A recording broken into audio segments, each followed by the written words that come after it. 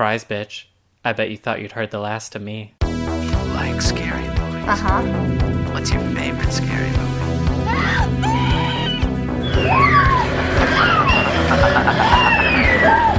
True classic. Never goes out of style. Have you checked the children?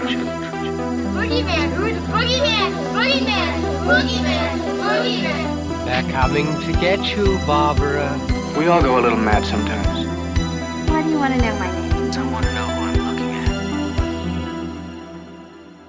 Hello and welcome to the Talk Some Horror podcast, where we talk about all things horror. I'm your host, Corey, and I'm just your average gay aspiring filmmaker who loves scary movies. Now, some of you already know, but for those of you that are new, the Talk Some Horror podcast has been around since the end of August, with its first episode introducing the podcast. Since then, the podcast had to revamp itself and start from scratch, which is why this is now episode 1. I'm really excited because after nearly 2 months, I've finally been brought back from the dead. From here on out, it'll just be me as your host with guests here and there, so you don't get tired of hearing me ramble on. I just want to say thank you to those of you who have continued to support the podcast. It means the world to me, and it's what made me want to continue this podcast journey, even though I'm terrified of doing this alone. So I hope you enjoy it as much as I do making it. Beware, there will be spoilers, so if you don't mind those, let's talk some horror. Today we're going to cover It Follows. I originally wanted to release this episode the first Tuesday of January, but I ended up getting the flu on New Year's Eve, and I have been sick ever since. I'm finally getting better, so now I'm going to start recording some episodes, so please forgive my voice. Still not 100% back to normal yet. So yeah, let's get into this movie. It Follows premiered at the Cannes Film Festival in 2014, and then was given a theatrical release in France and the United Kingdom, following a limited release in Canada and the US before getting a wide release in the US. With a budget of $2 million, It Follows went on to gross about $23.3 million and was considered the best limited opening of 2015 in the US and Canada.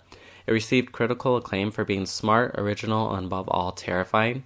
Certified fresh with a Rotten Tomatoes score of 96%.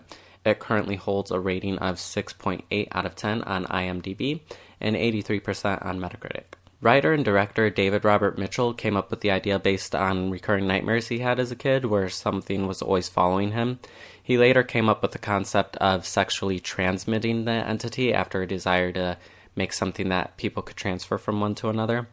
While working on the script, he refused to discuss the plot, stating, when you say it out loud, it sounds like the worst thing ever, which is a great testament to staying true to your vision and something I can totally relate to because I am horrible at articulating my ideas as well. The movie was shot in Detroit, Michigan during 2013 by cinematographer Mike Giolakis, probably butchering his last name, so forgive me. He and David Robert Mitchell cited the works of John Carpenter, George Romero, and Gregory Crewdson as influences on the film's compositions and visual aesthetic, which is probably why I love the way this movie looks, because it honestly reminds me so much of John Carpenter's Halloween. For those of you who haven't seen it, It Follows is about an entity that will come after you until it kills you, and the only way to buy yourself some time is to sleep with someone new and pass it on to them. But it doesn't mean you're safe, because if it kills the current holder of the sex curse, it will come after the person who gave it to the current victim and work its way back down the line. It's an interesting concept about what it would be like if an STD or STI had a physical form and chased you down until it killed you, which is great commentary on the potential risks of sex and how it can change your life forever. I love this movie. I first saw it when I got it from Redbox back in 2015, and I instantly fell in love with it after my first viewing. It actually had a lasting effect on me because, like the director, I had constant nightmares about it following me, and it was terrifying. One of the things that really stands out to me is this movie doesn't need a scary monster for it to scare you. The way it builds dread and anxiety is what really makes this movie scary. But does it hold up after all these years? Let's find out and talk about It Follows. The movie begins with a girl in pajamas and high heels running into the street because nothing goes together like PJs and heels. She pauses and a neighbor asks if everything is alright. The neighbor goes inside completely unaware of what's happening. The girl rushes past her dad and takes off in a car. And this is where the movie does a great job of setting up that certain people can see it. So after driving to the beach, the girl calls her parents and gives a heartfelt goodbye as she looks off into the distance. The next morning, she's found dead with her leg torn and contorted. It's a pretty eerie shot as the sun rises and her corpse lays on the beach. After that, we get introduced to our main character, Jay. She's played by Maika Monroe, and Jay is actually short for Jamie, a nice little homage to Jamie Lee Curtis. Also wanted to mention that the girl in the beginning, she's named Annie, which is also a nice homage to John Carpenter's Halloween. So anyway, Jay's relaxing in the pool when her sister Kelly, played by Lily Sapi, comes out and she's asking her if she wants to hang out with her friends Paul and Zara. But Jay tells her she can't because she has a date that night. So we get introduced to Paul, played by Keir Gilchrist, and then Zara, who is played by... Did I say Zara? I'm sorry, I meant Yara. She's played by Olivia Lucardi. And she's got this... Yara has this cool shell thing that she uses to read off like literature and stuff that ties into what's happening in the movie. I've never seen anything like it. It kind of looks like a phone, but it's also like a compact mirror. Jay's mom is also there, but she never really interacts with her daughters, and her face is barely ever shown. If it is, it's either not fully shown or it's not really in focus. She doesn't really have that big of a part in this movie. So as Jay gets ready, you notice her house is full of all this retro furniture, like it's trapped in time. If it wasn't for Zara's cell device and modern cars, this movie looks like it could take place 20 or 30 years ago. And that's what I kind of like about it. It doesn't really give a year that it takes place. And seeing all of the older stuff makes you kind of feel nostalgic and everything. And it kind of plays in with the characters too, because they're kind of really dealing with growing up and the things that happen to you as you grow up. So Jay goes on her date and with Hugh, and he is played by Jake Weary. They go to the movies, and while they're waiting in line, they play a game where they pick a person in the crowd who they like to trade places with. And Hugh ends up picking a kid and explains that it would be nice to go back and have your entire life ahead of you. It's a great metaphor for what these characters deal with as they become adults and face major decisions with big consequences. And it also kind of deals with growing up and facing your own mortality and getting that much closer to death. Whereas when you're a kid, you kind of don't really think of those things. You just have your whole life ahead of you. So later, after Hugh picks out someone that Jay can't see, they end up leaving. This is where I was like, Hugh sure does love taking the long route to sex, because he goes on multiple dates, gets these girls to like him instead of going on Tinder and looking for someone who's DTF. While they're on their backup date at a diner, you can see someone walking in the parking lot across the street, and it's really chilling and completely ambiguous. The movie does a great job with that, actually. There's many shots where someone in the background is walking slowly towards the camera, and the characters never notice, so you never really know if it could be it or just a random person walking. The next day, Jay and Kelly walk down the street, and it's very reminiscent of Lori and her friends walking through the suburbs of Haddonfield. On top of it, I grew up 45 minutes from Detroit, so all of these neighborhoods look exactly like the places I grew up, and I think that's just another thing that makes me love this movie so much. On their second date, Hugh and Jay seal the deal and have sex in the back of Hugh's car. Afterwards, Jay talks about what she's always imagined being an adult would be like when she was a kid, and she questions where they go now that they're adults. Hugh seems all lovey-dovey as he climbs on top of her, until he reverse date rapes her and puts a rag soaked in chloroform over her face and knocks her out. And then Jay wakes up tied to a wheelchair as Hugh starts telling her that she's going to be followed by something that will kill her if it touches her. He says that if she has sex with someone, though, that she can pass it on to them, but that if they die, it will come back down the line and will come after her until she passes it on again. Okay, so this made me think about a lot of things. Number one, does it have to be penetration in order to pass it on? Do you have to, what about blowjobs and handjobs? Do those pass it on as well? Two, what if you're wearing a condom? Will that protect you from the sex curse like it does for some other STDs? Three, do you have to climax to pass it on, or is it passed on as soon as there's skin-to-skin contact? I just really want to know the answer to these questions, but they don't really play that big of a part into the story. Either way, at least Hugh is somewhat nice for telling her the rules. He's such a nice guy. Jay doesn't believe him, though, and when a naked woman appears and starts walking towards them, Jay thinks the two of them are playing some sick prank on her. Hugh makes sure that it is coming after Jay and walks up to it, and after he sees that it's not after him anymore, he wheels Jay back to the car. Then he drops Jay off at home, and she walks up to her sister and her friends with her hands still tied up. It's kind of a traumatizing experience, and Jay can't wrap her head around what happened to her. And to top things off, Hugh gave Jay a fake name, so with nothing to go on, the cops can't find him and do anything about it. And this is kind of where she changes. After this, she's never the same again, even before it starts to come around. Later, Jay's back in class trying to get her life back to normal when an old woman's walking across the courtyard towards her. It freaks her out so much that she leaves class and passes by two girls. When she turns around, she sees the old woman still following her.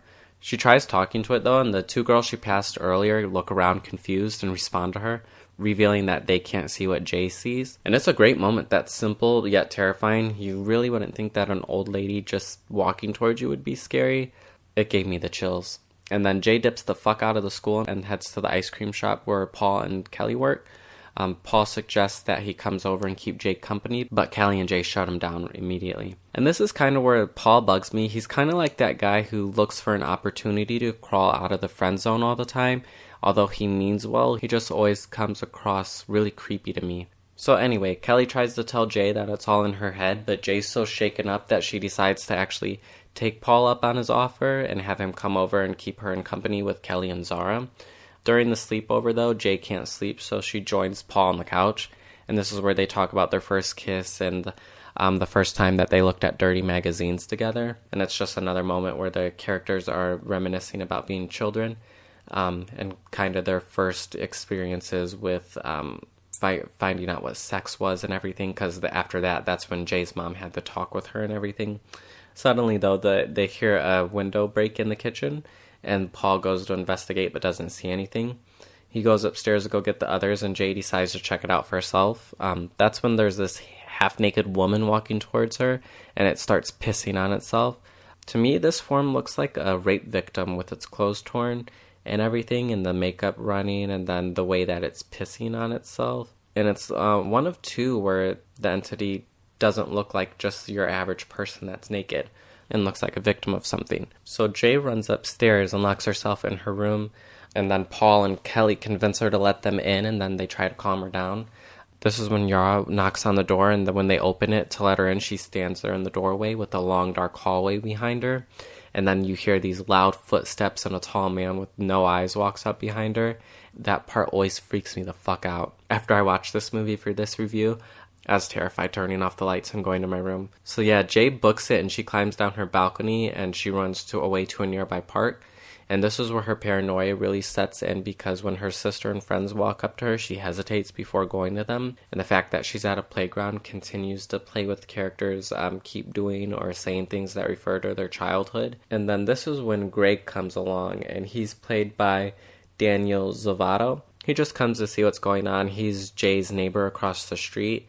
And when Paul and Jay were talking earlier, you find out that Greg used to be their friend, and they kind of don't really hang out anymore. But he still decides to agree to help Jay and the others find Hugh, because he can see that whatever happened with her and Hugh, it's really fucked her up. So they drive around Detroit and come to an abandoned house. Inside, they see that it's been rigged, and this is what Hugh did to alert himself that it was breaking in.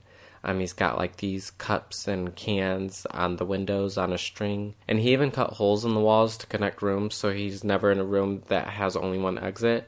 Because he did tell Jay earlier that never go into a room with one exit, because it may be slow, but it's not stupid. So Paul keeps being weird and looks through porn magazines, even though they're covered in used tissues. Is that something that straight guys do? They just go through each other's spank bank and don't really care that there's probably cum and everything else on them. Probably gonna cut that out. But luckily he did, because they find a stashed photo of Hugh and a girl, and Hugh's wearing a Letterman jacket, which gives them a clue to discovering his identity. So they go to a high school, and for some reason the school gives them Hugh's real name, which is Jeff. I'm like, you're just gonna give them this kid's name? They're strangers. So yeah, the school obviously does not give a fuck about anybody's privacy. So I hope you don't have a stalker or something after you, because they're definitely not going to protect you. Yeah, I guess schools in Detroit just don't give a fuck. So anyway, later they're talking in the car, and you see a person walking towards it, which got me thinking it'd be a really fun drinking game to drink every time that someone that could potentially be it slowly walk towards the camera. And it happens a lot in this movie, so you probably get really fucked up. So anyway, the kids get to Jeff's house, and Jay realizes the first time it appeared to her, it took the form of Jeff's mom. And Jeff's fucking pissed that him and Jay are together in the same place. He tells her just to pass it on really quick and get it over with, and that since she's a girl, it should be easy for her. He mentions driving can buy you some time since it walks slowly towards you. And honestly, that'd be the best plan. Just buy her an RV and always stay on the go. But it would probably be easier to become a huge whore and sleep with different people every few days just to better your odds of staying alive. That's definitely what I would do. After that, Greg takes the group to his family's lake house, where they rig it similarly to how Jeff rigged the abandoned house. And Greg goes to get his family's gun, which is kept out in the boathouse, and they don't even keep it locked up. I swear he didn't even, he just opened this box and there was no lock to it or anything. So anybody could have found that easily and just had this free gun. Detroit is wild. He teaches Jay to shoot and some time passes. Eventually though, it catches up to them and takes the form of Yara. It approaches Jay and the others while they're chilling on the beach. And you get this really nice reveal of Zara coming into frame, sitting on a raft in the water. And then you obviously know that the Yara behind her is the entity. And then it starts pulling on her hair, and finally her sister and friends believe her because in their eyes, Jay's hair is just standing up and then gets in a knot and then starts tugging. And Paul smacks it with the chair, and he gets launched through the air after the entity hits him. So it defends himself, but it's not going to kill anybody that it doesn't have to. And this thing must be strong as fuck because he just gets thrown like probably 30 feet. The girls flee to the bathhouse. The girls flee to a boathouse where Jay gets the gun and starts shooting at the entity. She hits it in the neck, but it keeps on coming. And then Paul joins them as well. I wonder if bullets would work if they shot it in the heart, if it has a heart or anything. But we never end up getting to see that anyway. Greg, who was away pissing in a bush, comes to see what's going on, and he tells them that there's nothing out there. That's when the entity takes the form of the pervert neighbor and boys and chases Jay out of the boathouse while also taking the form of Annie from the beginning. And then Jay commits Grand Theft Auto and steals Greg's car, leaving everyone behind. But she's a horrible driver, and she crashes into a nearby cornfield and gets knocked out. So Jay wakes up in the hospital with a broken arm, and her paranoia here is what makes the movie so terrifying. She stares into the hallway, and each time someone passes, she jumps. And honestly, being in her shoes, I'd be fucking freaking out. Her dread and anxiety over the entity gets worse and worse, and the actress really does a fantastic job of portraying that feeling. No matter how much distance she puts between herself and the entity, she can never really be at ease. It ends up being too much for her though, so she decides to sleep with Greg and pass it on to him, which is the worst idea because Greg doesn't even believe any of this is true.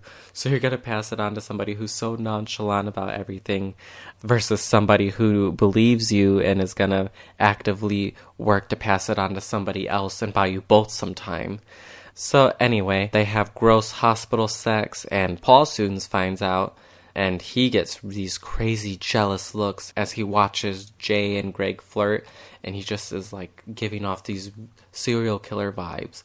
Like if the entity doesn't kill Jay, Paul is definitely going to kill her because he's super jealous. Jay gets out of the hospital and Greg tries to see her again. But Kelly says Jay locked herself in her room and she won't come out. So even though that she did pass it on to Greg and he's the current holder of this sex curse, she's still a paranoid mess and she's become a recluse. Greg tells them, though, he hasn't seen the entity, and this is where I was like, rest in peace, Greg, because he is convinced Jay is crazy, and that eventually they will see that the sex curse isn't even real. But later that night, Jay watches Greg's house and sees Greg walking up all creepy-like. She quickly realizes it's the entity in the form of Greg. The entity breaks into Greg's home, though, and Jay rushes over to warn him because he's not picking up his phone.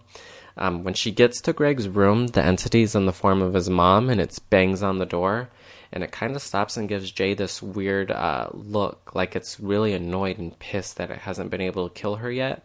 And if you kind of notice from here on out, the entity, every time it does appear, it really gives her these dirty looks, versus before it was just regular people. But yeah, anyway, Greg answers the door to his half-naked mom, and then the entity jumps on him. And Jay watches in horror as Greg is fucked to death by the entity, which honestly, being fucked to death by something that looks like a family member is extremely disturbing. That'd definitely be one of the worst ways to die. And this is Detroit, not Alabama. After Greg is killed, the entity turns its attention on Jay as she flees in her car. And the next morning, she sits on the hood of her car. I know I wouldn't be able to sleep no matter how far away I got from that thing. But Jay's near a beach, and she goes to the water, and she sees a boat with 3 guys on it. And then she strips and gets in the water and starts swimming towards them. And then we cut back to her driving, and her cast from her injury when she wrecked the car is all soaked, and she's got tears streaming down her face. And it's left ambiguous whether or not she had sex with the 3 men, but I think that she did. And that's kind of tragic because her fears made her not care who she has sex with at this point, which is a far cry from the speech she gave in Jeff's car before her life changed forever. And then there's a shot of the pool in the backyard drained, much like Jay. So it's kind of a nice visual metaphor as well as for what Jay's feeling and her emotional state. Because earlier it was full and now like Jay it's empty and it's falling apart. Paul comes over though and Jay still hides in her room. She lets him in though and he practically begs her to pass the curse on to him. Like he doesn't even care of the potential of dying a horrible death. He's just giving these mega creep vibes. But she refuses though and Paul still tries to kiss her though because this guy can't read a fucking room to save his life. She pulls away, though, and says that the entity will be there soon. But they come up with a plan, though, and load some supplies in the car. And as they pull out of the driveway, Jay looks at her house, and she sees the entity in the form of a naked older man standing on her roof. And it's a really haunting shot. And it makes me think that the entity was going to break into Jay's room through her balcony since she had her door locked. And it just watches them drive off in the distance. And then it's kind of weird because the group is seen walking even though that they were just driving. They end up at a community center and I'm like, I guess this place doesn't have a parking lot. Anyway, the plan is to lure the entity into the pool and electrocute it with household objects like lamps, radios, and so on. And the plan is actually not a good one because there's no way they'd be able to conduct enough charge to fill that entire pool. They should have picked a smaller body of water. Nonetheless, though, I appreciate the fact that they didn't come up with a plan based on the entity's weakness because they don't really know anything about it and they're kind of just going off these Scooby-Doo type plans. And Jay, she's going to be the bait, so she sits in the pool. And her cast probably smells horrible after getting wet so many times. Ugh, I've been around people who have casts and gotten it wet and just, ugh, disgusting. Anyway, the entity finally comes and Kelly asks Jay what she sees. And I'm like, why do you, she always asks that. I'm like, why do you always want to know what the entity sees? It's like, that's not going to help you fight it. Even though if I was Kelly, I would want to know because I'm a nosy bitch. And also, call me crazy, but it would have been useful for Jay to sleep with Paul, and then Paul sleep with Kelly and Yara, so then they could all see the entity for themselves when they fight it. But then again, who would want to willingly take on the sex curse, besides Paul? Anyway, though, like Jeff said in the beginning, the entity is slow, but it's not dumb, and it doesn't fall for their plan. It doesn't get in the pool. Instead, it starts throwing the household objects at Jay. Luckily, though, their plan doesn't work, so Jay doesn't get electrocuted. And it's kind of a nice touch of realism and raises the stakes because now they don't have any plan. They just have to basically escape again. But Paul's dumbass pulls out a gun and starts firing at something he can't see and ends up shooting Yara in the leg. And Paul doesn't stop shooting because he honestly doesn't give a fuck about anybody but Jay. I'm convinced Yara and Kelly could die and Paul would not give a fuck. Luckily, though, Kelly has a fucking brain, and she puts a sheet over the entity, and it kind of reminds me of Michael Myers wearing the sheet in Halloween, but now that the sheet is on top of it, they can see the entity, so Paul shoots it in the head, and it falls into the pool, and then this is where Jay rushes to the edge, and as she gets to the edge, she gets pulled under by it, and then Paul, who's already proved to be a horrible shot, starts firing in the water at Jay. Luckily, he shoots the entity in the head, though, and not Jay, because, dude, he could have fucking killed her. And she manages to escape, though, as the entity sinks to the bottom, and she gets out of the pool and her skin is burned where it was touching her. She checks to see if it's dead, and this is where you can't see anything because the pool starts filling with the blood. Not fully convinced the entity is gone, Jay finally agrees to sleep with Paul, so she made him a man, a dead man. But they have a bigger plan, which is to have Paul sleep with a prostitute. So Paul drives through a seedy part of Detroit, and it never shows him picking up a prostitute. It just shows him passing some, which adds more ambiguity, allowing the audience to make up their own minds if these characters did or didn't follow through with their plans. And this plan is actually a good one given the circumstances, since a sex worker is likely to pass on the entity easier than Jay or Paul would. And the movie ends with the two of them walking down the sidewalk holding hands while someone walks up behind them. And I almost want to scream like, look out behind you. And I love how the movie ends with you not knowing if the thing is following them or if it's just a regular person. So yeah, that is It Follows.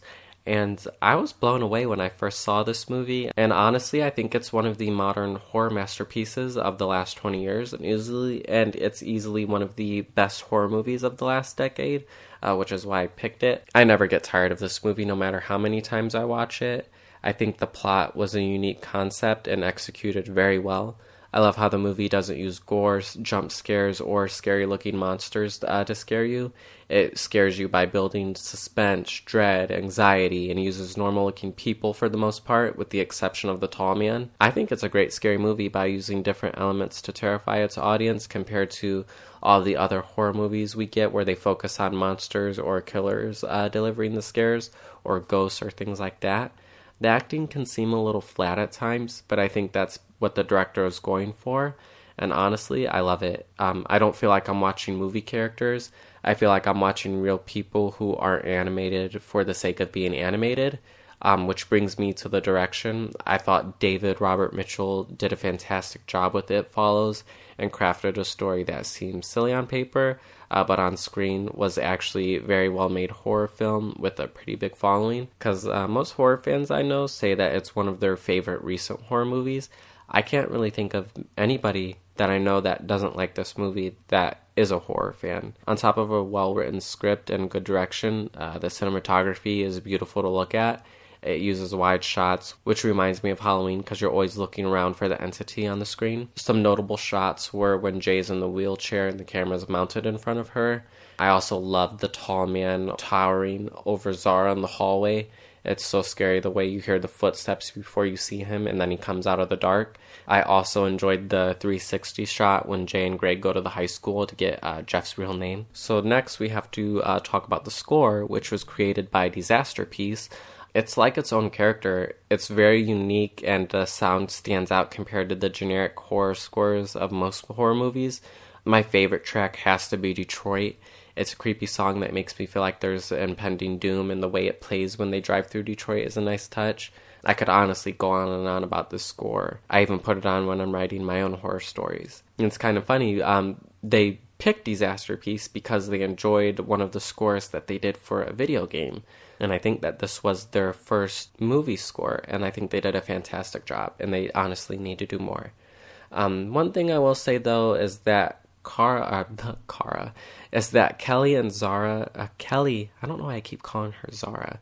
Kelly and Yara don't really do anything for me. They feel like they don't add anything to the story. That's just me, though.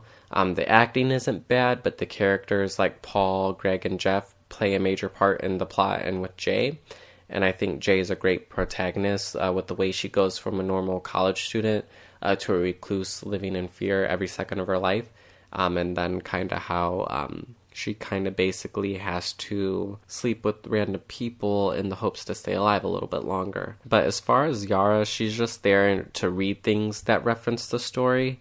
And then Kelly is Jay's sister that kind of holds the glue together because it seems like Paul and Yara are her friends, and then that's how they kind of come into play. So yeah, not bad. I just feel like they could have added a little bit more to the story. Overall, I love this movie. I think it's damn near perfect.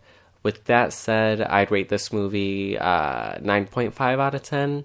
I think I would rate it a 10 out of 10 if Kelly and Yara did do something more for me. And last but not least, I have to pick a favorite out of this movie. For It Follows, I'm going to pick a favorite form the entity took on. I did think the old man on the roof was one of the creepiest shots of the film, but my favorite is easily the tall man.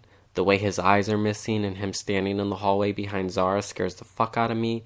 And I think he's at least, he's definitely over 6 feet tall, maybe 7 feet tall.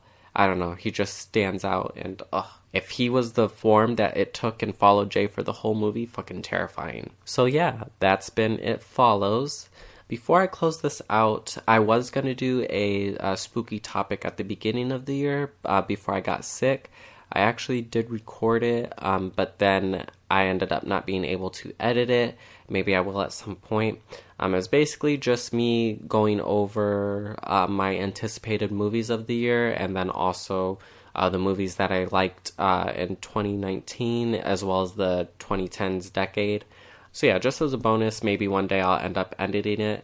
But I just really wanted to get back into these movie reviews, which is why I'm going to make this the first episode instead of that one. So just in case you don't get to hear it, did want to go over some of my most anticipated movies of 2020. If you've listened to the podcast before, or if you know me, John Carpenter's Halloween is not only my favorite horror movie, it's just my favorite movie overall.